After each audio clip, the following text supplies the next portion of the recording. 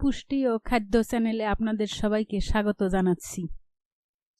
আজ আপনাদের দেখাবো সম্পূর্ণ দেশি পদ্ধতিতে কিভাবে আইড় মাছ রান্না করতে হয়। রান্নার উপকরণগুলো স্ক্রিনে দেখে নিন।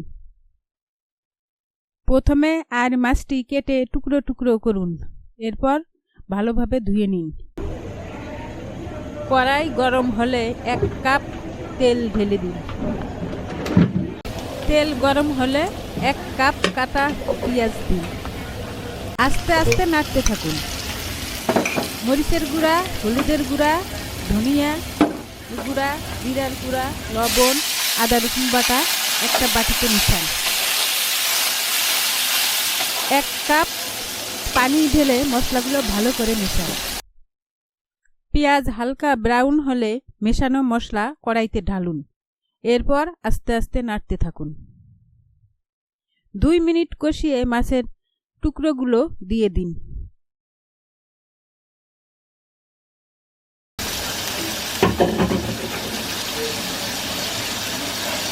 2-3 মিনিট নেড়ে ঢেকে দিন। 5 মিনিট ঢেকে রাখুন।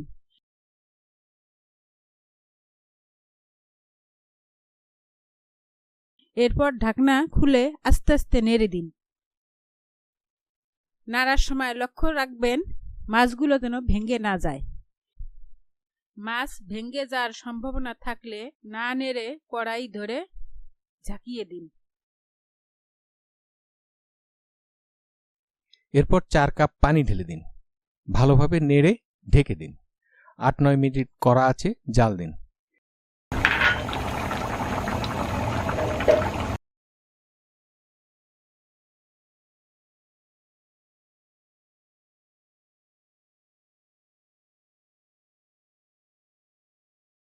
এরপর ঢাকনা খুলে ফালি করা কাঁচামরিচ ও কুচো করা ধনেপাতা দিন।